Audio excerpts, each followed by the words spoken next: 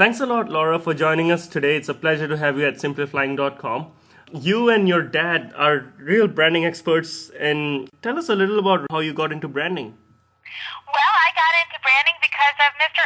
Reis, my father, and like all kids, I always looked up to my father, and he was so legendary in the advertising and branding and marketing world, having coined the word positioning back in the 70s. That what he did was always of interest to me. So it was a great joy to go to the office with him and watch what he did.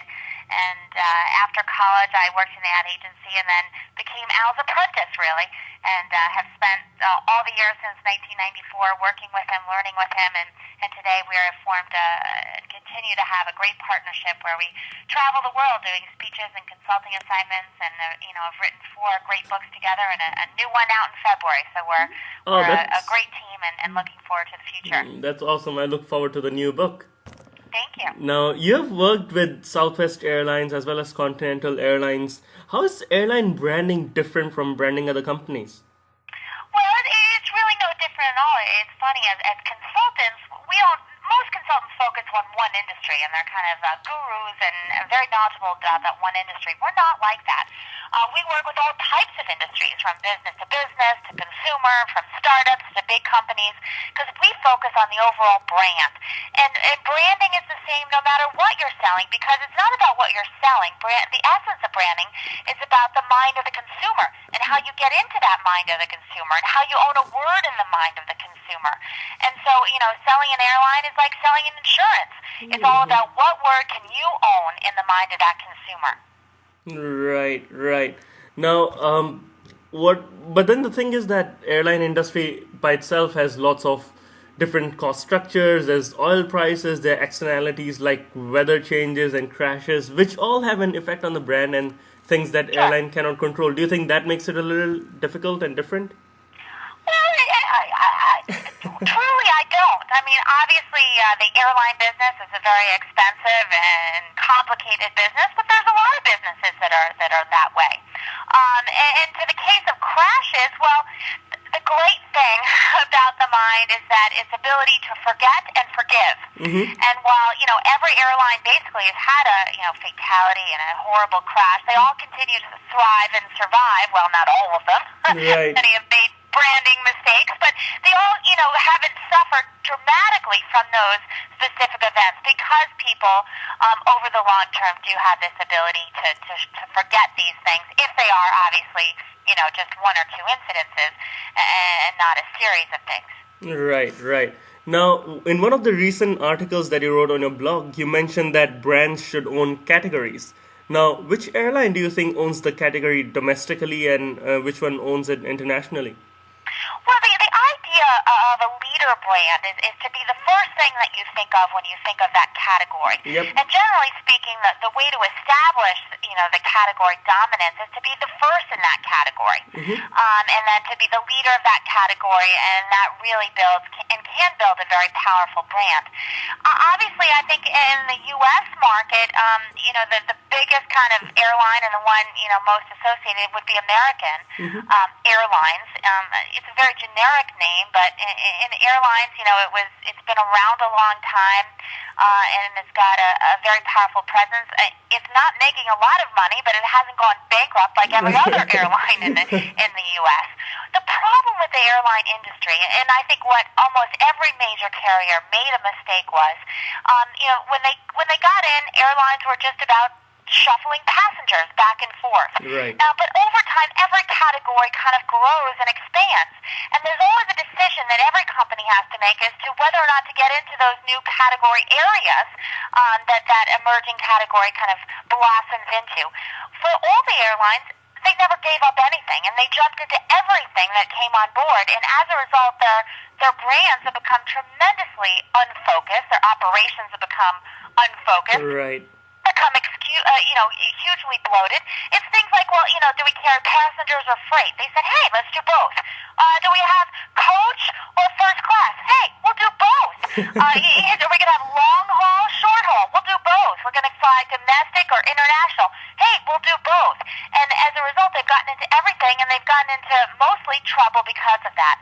If you look at those airlines that are very successful in the U.S. and around the world that are those airlines that have done the opposite, that those airlines that have focused, have not served everybody, have not, been all things for everybody. They focused on one specific thing, and that's airlines like Southwest. Is there first class on Southwest? No way. Is there food? No way. Is there freight? No way. Is there, they've very limited themselves on what they are, point-to-point, short-haul, domestic carrier for a very low cost. And as a result, they've become very successful, very profitable. JetBlue is obviously in a similar situation. AirAsia and Ryanair in Europe, and many carriers around the world have taken this kind of same strategy and same focus at the low end, low cost carriers. Of course, you could apply that same principle to the high end and do an all first class airline. And then there have been some airlines that have made some traction in those areas as well. So for building a brand, it's all about focus. It's all about standing for something. The problem with most airlines in the U.S. and around the world is they don't have a focus and they don't stand for anything. Very right. You're spot on, I think.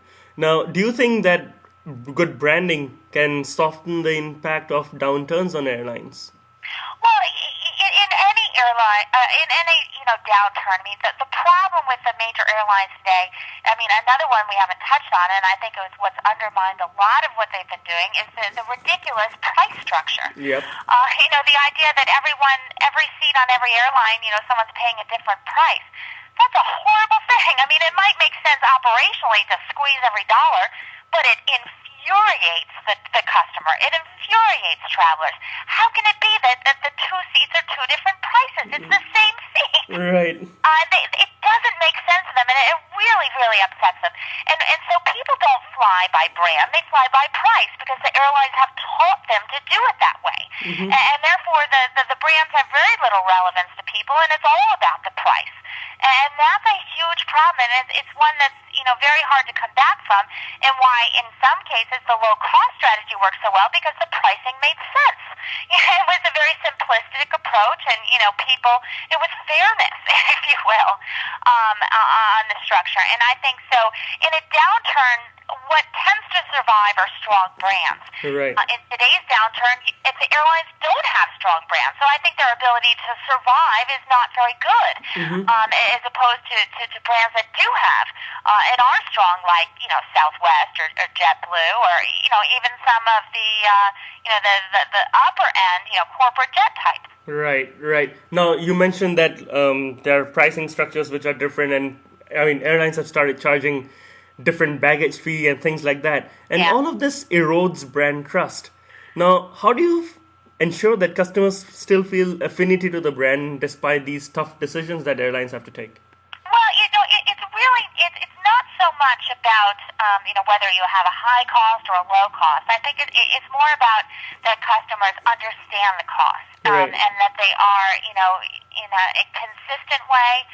They are make sense logically, and what the airlines have been doing for years makes no sense logically to the consumer.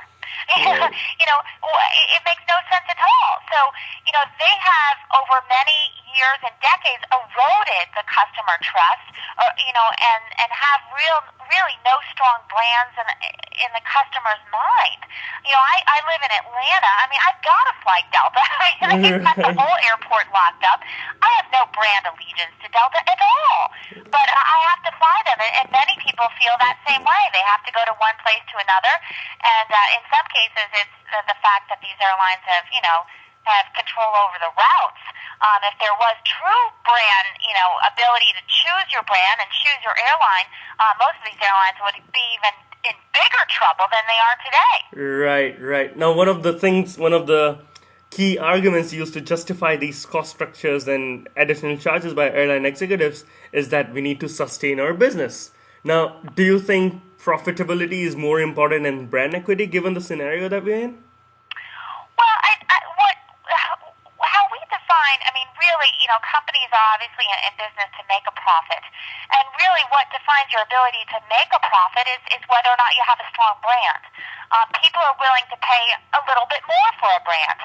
If you don't have a brand, you're focused to sell it at rock bottom prices. Right, And, right, and that is a huge problem for any company. Sony, for example, is, they have a huge amount of sales, but very few profits. I mean, it's like a little over 1% profit, which is right, abysmal. And part of it is because they've gotten into so many different businesses and categories, and they don't stand for anything anymore. And the same thing with the airlines. Again, what's crazy is, the unfocused nature of the business is what causes a lot of these problems, what causes the cost problems. In essence, I mean, the whole strategy is, we'll rip off the business travelers who have to fly, right. give the discounts to the tourists who's, have a decision whether or not to fly. That doesn't make any sense. But they're stuck in that kind of trap because they're going after two very different markets with the same brand, and as a result, they've pissed off both groups Right. of people, and that is a very difficult thing to come back from. And what's also funny is, after the rise of Southwest, which of course was launched in the 70s, a few years ago, all the major airlines seemed to wake up to the fact that this was a big business. Yep. And you saw them launch their own secondary brands. That Delta launched Song, Yep. Continental launched Continental Light, United launched TED, Yep. Unite TED as their own. And all of these are obviously no longer flying. They're all abysmal launches. And why? Well, it's not that they were a bad idea. It was they were way too late. Right. You can't wait until a market is already created, and then, of course, a very weak sibling off your main brand, which all of these were, is not going to work either. They should have known long ago that they needed to stay focused, and that low cost was an emerging category, that high-end business travel was a potential category that could have had its own brand. Right. There's lots of opportunity, but they've all been squandered by the major airlines, that's for sure.